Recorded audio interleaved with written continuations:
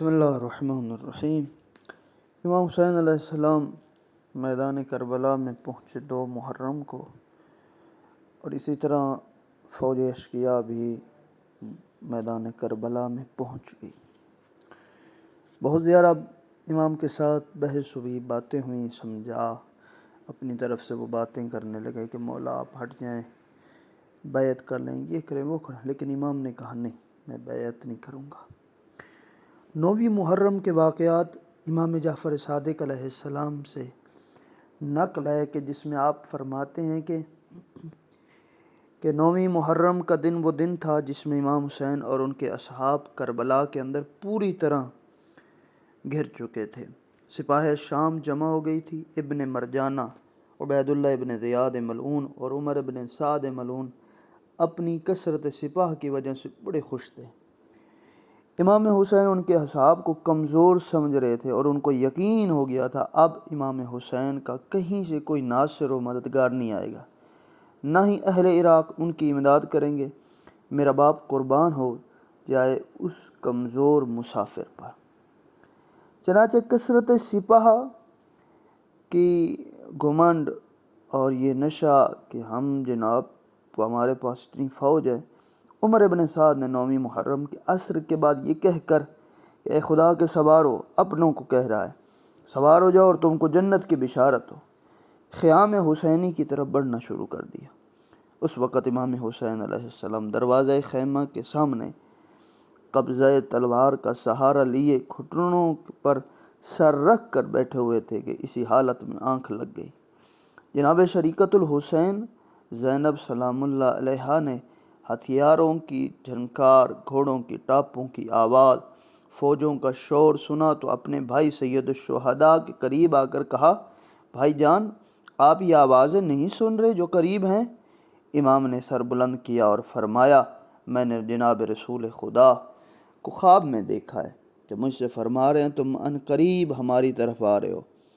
سید بن طاؤس کی روایت کے الفاظ یہ ہیں کہ امام نے فرمایا کہ بہن، میں نے ابھی اپنے نانا، اپنے بابا، اپنی ماں اور اپنے بھائی کو خواب میں دیکھا ہے، وہ جو مجھ سے فرما رہے تھے کہ حسین تم شام کو ہماری طرف آ رہے ہو، اور بعض روایات کی بنا پر یوں فرمایا تم کل ہماری طرف آ رہے ہو۔ امام حسین کا یہ کلام حقیقت ترجمان بن کر جناب زینب نے اپنا منہ پیٹ لیا۔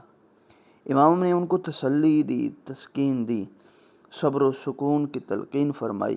اس کے بعد جناب ابوالفضل العباس سے فرمایا، بھائی جان، سوار ہو کر ان کے پاس جاؤ اور ان سے اس وقت آنے کا سبب معلوم کرو۔ چنانچہ جناب قمر بنی ہاشم 20 سواروں کے ساتھ، جنہیں میں جناب زہیر ابن قین، حبیب ابن مظاہر بھی تھے، اس قوم اشقیاء کے پاس گئے اور جا کر ان سے اس وقت آنے کا سبب پوچھا۔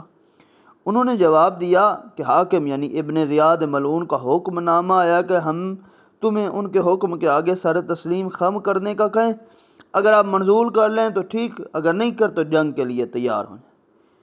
جناب عباس نے فرمایا، ٹھہرو، میں جا کر اپنے امام کو بتاتا ہوں۔ انہوں نے کہا، ہاں ضرور جاؤ، ان کو تازہ صورتحال سے آگاہ کر، پھر جو کچھ فرمائیں اس کی ہمیں اطلاع دیں۔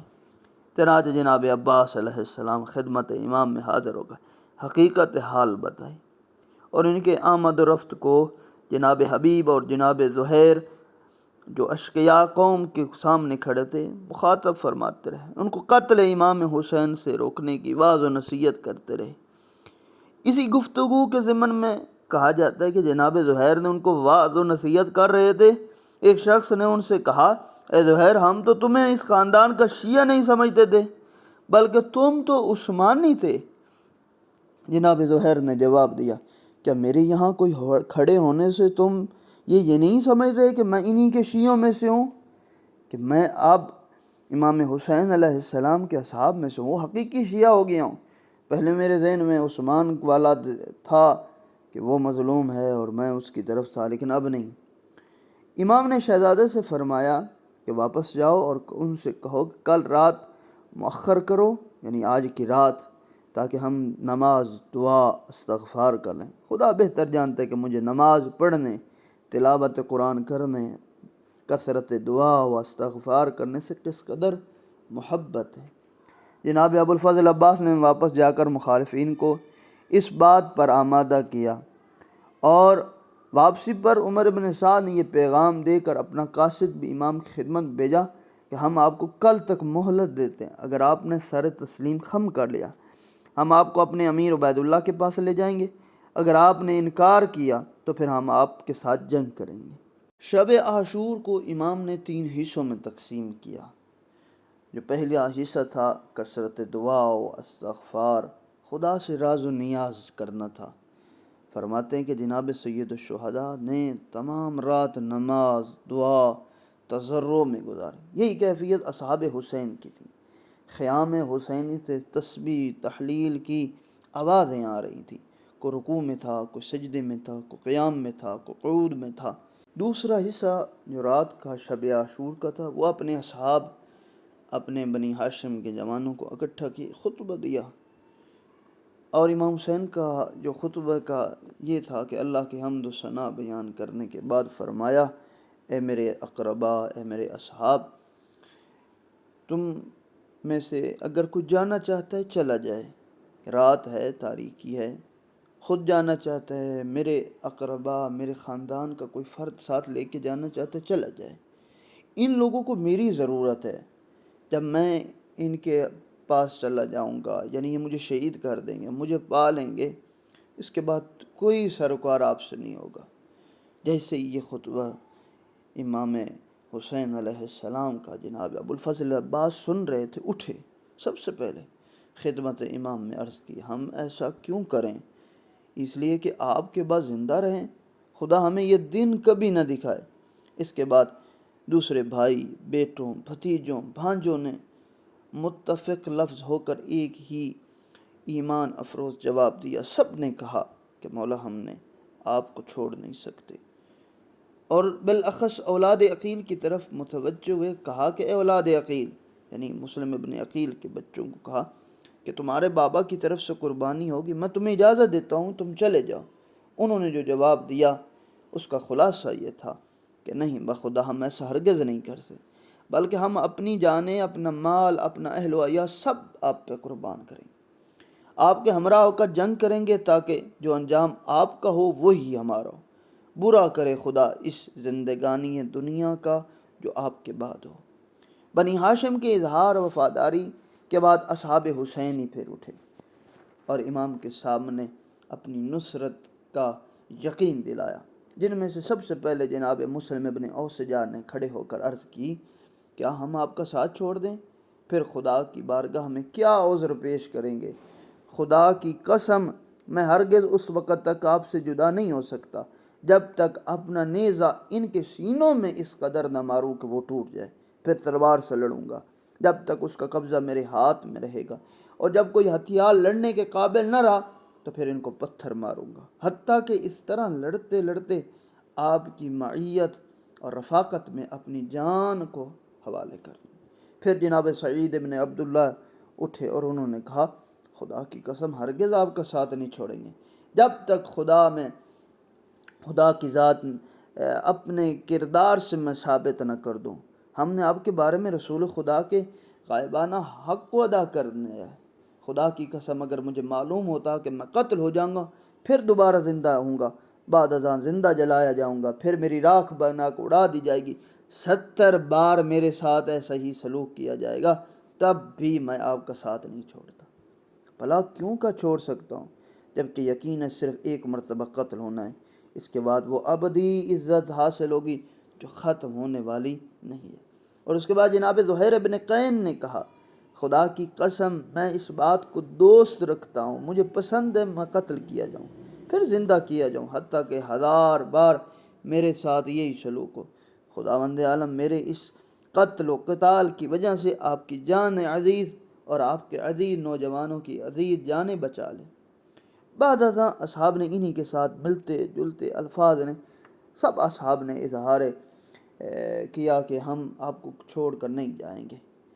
پھر فرماتے ہیں امام نے اصحاب کا امتحان لیا، اور جب امام نے دیکھا خیام کے اندر کچھ افراد بس یہی جو موجود ہیں، بھائی جان جناب زینب تشریف لے گئے باہر، جناب زینب نے کہا کہ اب آپ نے جو اصحاب ہیں ان سے وعدہ لے لیا ہے، ایسا نہ ہو کہ عین حالت جنگ میں ہی آپ کا ساتھ جوڑ دیں۔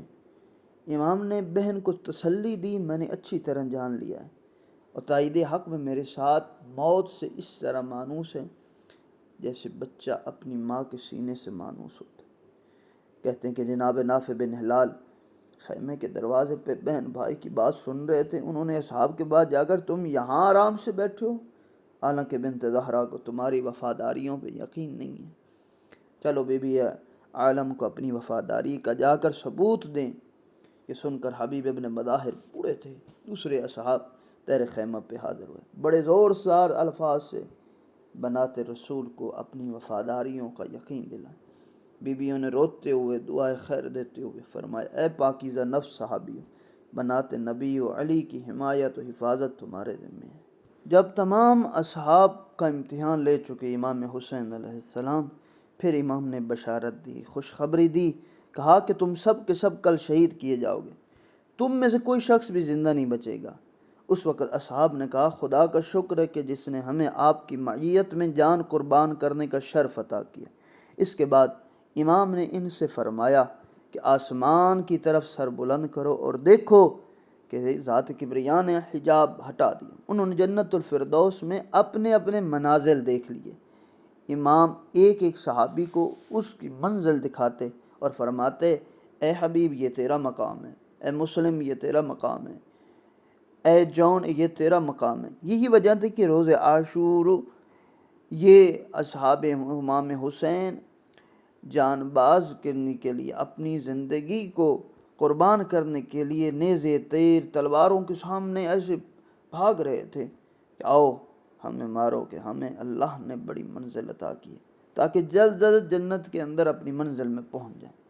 بعض روایات میں ہے، فرماتے ہیں کہ شہادت کی بشارت جب دے رہے تھے تو جناب شہزادہ قاسم بن حسن نے عرض کیا، کیا میں بھی ان خوش نصیب لوگوں میں سے داخل ہوں جو جام شہادت نوش کریں گے؟ امام نے ازراہ محبت پوچھا، بیٹا تمہارے نزدیک موت کیسی ہے؟ شہزادے نے جواب دیا کہ بابا، اے چچا، مجھے موت شہد سے زیادہ شیریں معلوم ہوتی۔ اس وقت امام نے فرمایا، ہاں بخدا تیرا چچا تجھ پر نثار ہو، جو لوگ شہید ہوں گے ان میں تیرے بھی نام شامل ہے، بلکہ میرا بیٹا عبداللہ یعنی علی اصغر بھی شامل ہے۔ حیرت سے سوال کیا، بابا کیا وہ لوگ ہمارے خیموں میں داخل ہو جائیں گے؟ اس وقت امام نے شہزادے کی شہادت کو تفصیل سے بیان کیا، نہیں کہ میں اسے میدان کی طرف لے جاؤں گا اور یہ پیاسا ہوگا، شدت پیاس کی وجہ سے میں پانی کا طلب کروں گا اور ان کی طرف سے تیر آئے گا اور شہزادے کو شہید کر دیا جائے گا۔